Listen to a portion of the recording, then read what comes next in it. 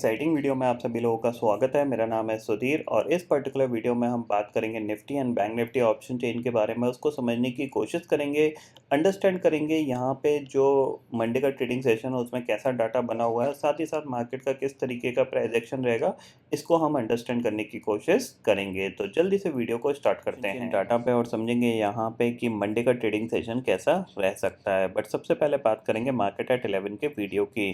Market at 11 के video में मैंने आपको क्लियरली समझाया था और आपको मैंने एक इम्पॉर्टेंट पॉइंट बताया था कि अगर मार्केट गैप अप खुला है और गैप अप खुलने के बाद इसको नीचे जाना है तो सबसे इम्पॉर्टेंट लेवल है इसके लिए 16,100 का। अगर ये इसके नीचे ट्रेड करना स्टार्ट करता है और नेगेटिव प्राइस एक्शन बनाना स्टार्ट करता है तो हम यहाँ पे सेल करेंगे, अदरवाइज यहाँ पे इसको सेल नहीं करेंगे।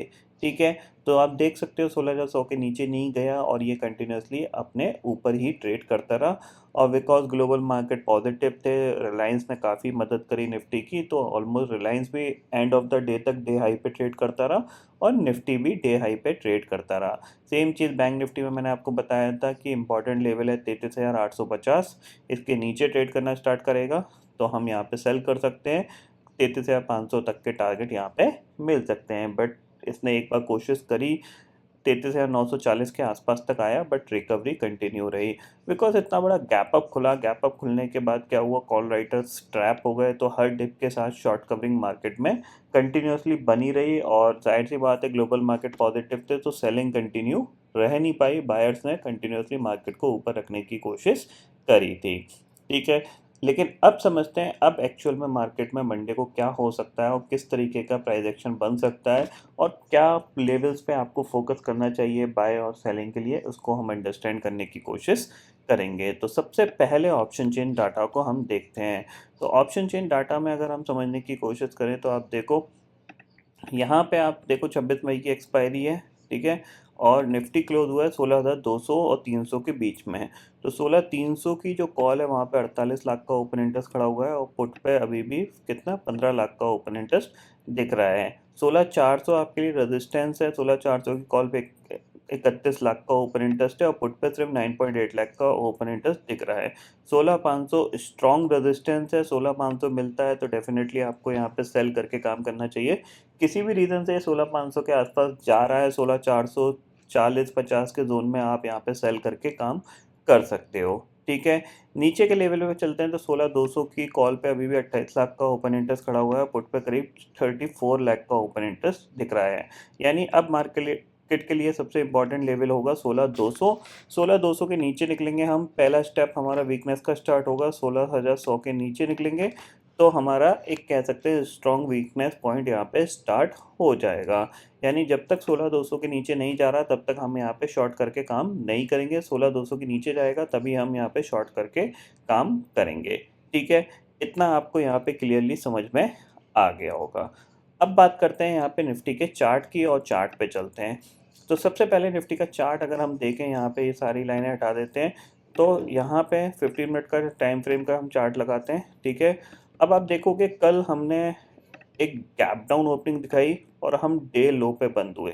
ठीक है ना, देखो कल हमने एक गैप डाउन ओपनिंग दिखाई और डे लो पे बंद हुए, आज हमने गैप अप ओपनिंग दिखाई और डे हाई पे बंद हुए हैं। ठीक है, तो ये इंडिकेट कर रहा है कि मार्केट थोड़ा सा कह सकते हैं एक पर्टिकुलर डायरेक्शन पे डिसाइडेड नहीं है।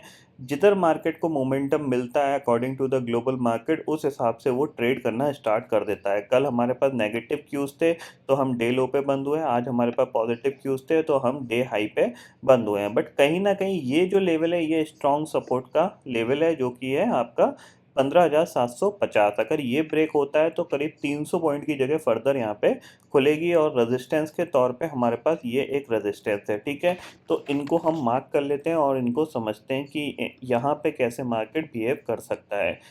तो सबसे पहले ये हटा देता हूँ मैं। ठीक है, और यहाँ पे हमने 15 मिनट का टाइम फ्रेम लगाया हुआ है, ये हमारे पास रेजिस्टेंस है। ठीक है, और ये हमारे पास सपोर्ट है। अब हम इसके आसपास एक बार सेल करने की कोशिश ज़रूर करेंगे।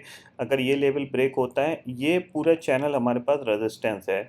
जब तक 16,500 नहीं निकलेगा तब तक आपको इस चैनल के अंदर एक बार सेल करके ही ट्राई करना चाहिए, क्योंकि यहाँ से ये दोबारा से नीचे आ सकता है और ये चैनल काफ़ी बड़ा है, आप देख सकते हो। यानी इस चैनल के में आप जा रहे हो तो डेफ़िनेटली आपको यहाँ पे सेल करके काम करना चाहिए। ये चैनल काफ़ी बड़ा है। तो जैसा कि मैंने आपको बताया कि ये जो पर्टिकुलर चैनल है, ये जो छोटा-सा यानी 16,500 से लेके 16,410 का ये एक स्ट्रॉन्ग रेजिस्टेंस ज़ोन है, ठीक है ना? इस रेजिस्टेंस ज़ोन पे हम एक बार सेल करके ट्राई करने की कोशिश करेंगे।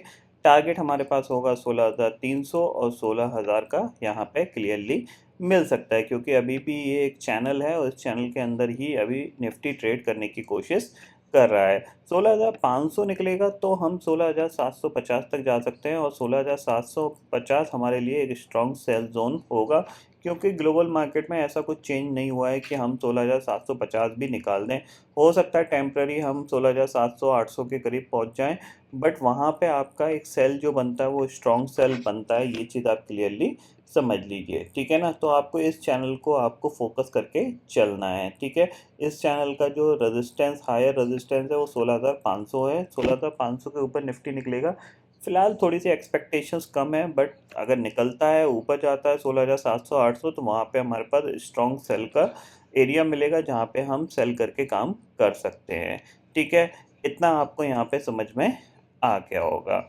अब बात करते हैं बैंक निफ्टी के लिए। तो बैंक निफ्टी का यहाँ पे आप ये सब हटा देते हैं यहाँ पे बैंक निफ्टी के लिए। तो यहाँ पे अगर हम समझे बैंक निफ्टी के लिए तो सबसे पहले ये लाइनें हटाते हैं और 15 मिनट टाइम फ्रेम में बैंक निफ्टी में जाते हैं, ठीक है?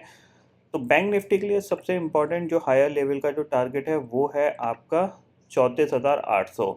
अगर 34,800 निकलता है तो 35,150 तक का टारगेट यहाँ पे मिल सकता है, ठीक है? ये पर्टिकुलर जो एरिया है ये एक रेजिस्टेंस एरिया है, ये आप जो देख रहे हो, ठीक है ना? यहाँ से ये कहीं से भी रिवर्स कर सकता है, ठीक है? नीचे जो उसको सपोर्ट मिल रहा है वो मिल रहा है आपका 33,000 पे, ठीक है?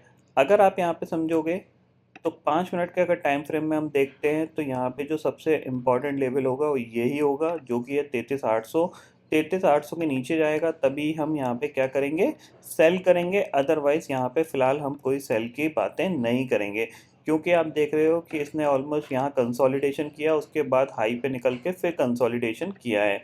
अगर ये सबसे पहली चीज़ है, अगर नेगेटिव इसको गिरना है तो इसको सबसे पहले 34,000 के नीचे जाना पड़ेगा। अगर 34,000 के नीचे जाता है तो हमारे पास सेल सिग्नल जनरेट होगा, फिर हम एक्सपेक्ट कर सकते हैं कि ये 33,800 और फिर ये पूरा गैप है जिसको ये फिल कर सकता है। ये मंडे या ट्यूसडे ट्रेडिंग सेशन में ऐसा हो सकता है, क्योंकि ज़ाहिर सी बात है एक बार में 3% भागा तो ज़ाहिर सी बात है ऊपर से एक प्रॉफिट बुकिंग आ सकती है, ठीक है? तो ये सारे पॉइंट आपको यहाँ पे ध्यान में रखने हैं।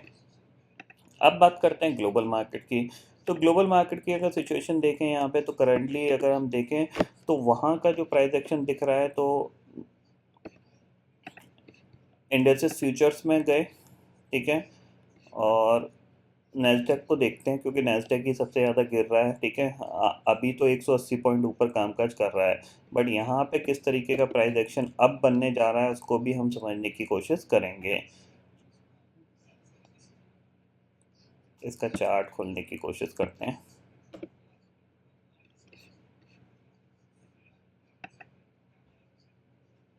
ठीक है? ये देखो, ये है इसका चार्ट। अभी तक जो इसमें प्राइस एक्शन बना हुआ है वो कंटिन्यूअसली आपका क्या है, लोअर हाई लोअर लो का प्राइस एक्शन बना हुआ है, ठीक है ना? अभी तक इसने अपने स्विंग को नहीं निकाला है। अब इसने दोबारा गिरावट दिखाई परसों के ट्रेडिंग सेशन में। सपोर्ट जो लिया है उसने इसी लेवल पे आके सपोर्ट लिया है। अगर आप देखोगे तो ये जो लेवल है ये इसने ब्रेक नहीं किया, नया स्विंग नहीं बनाया, ठीक है? अब लेकिन हो सकता है ये यहाँ से ऊपर थोड़ा सा जाके फिर इसको ब्रेक कर दे। तो जब तक ये 12,500 नहीं निकालता तब तक हम कह नहीं सकते कि ये पॉजिटिव ट्रेंड में जाएगा या फिर न्यूट्रल होगा। अभी भी स्टिल नेगेटिव है ये, और नेगेटिव साइड पे ही यहाँ पे अभी गिरावट दिखा सकता है। इतना आपको क्लियरली समझ में आना चाहिए, और जैसे ही ये स्विंग लो ब्रेक करेगा तो अनदर यहाँ पे कह सकते हैं 300 से 400 पॉइंट की जगह खुल जाएगी। तो यहाँ पे आप समझ लीजिए कि अभी भी सेलिंग प्रेशर कंटिन्यूअसली बना हुआ है। जब तक ये 12,500 नहीं निकलेगा तब तक हम यहाँ पे इसको न्यूट्रल नहीं मानेंगे, और न्यूट्रल से पॉजिटिव कब होगा, जब 12,500 के ऊपर की क्लोजिंग देना स्टार्ट कर देगा। तो जब तक ये 12,500 के ऊपर नहीं निकलता तो मुझे एक्सपेक्टेशंस नहीं है निफ्टी 16,500 या फिर 16,700 के ऊपर जाएगा। पहला तो 16,500 का ही लेवल है जिसके ऊपर निफ्टी ट्रेड कर पाएगा, वहाँ से सेलिंग प्रेशर डेफिनेटली यहाँ पे आना चाहिए। और जाहिर सी बात है कि अगले महीने आरबीआई की क्रेडिट पॉलिसी है, और जैसा कि अभी surprisingly rate of interest hike हुए थे, तो अब पॉलिसी है तो पॉलिसी में एक्सपेक्टेशंस यही होगा कि रेट ऑफ इंटरेस्ट हाइक हो सकते हैं।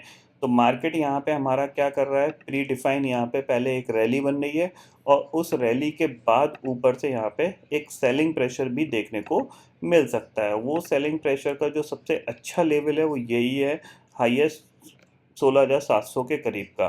तो 16,700 के आसपास या फिर 16,800 के आसपास से दोबारा से रिवर्स कर सकता है, और 15,700 तक का दोबारा से यहाँ पे टारगेट देखने को मिल सकता है। तो ये चीज़ आप क्लियरली दिमाग में ज़रूर रखिएगा।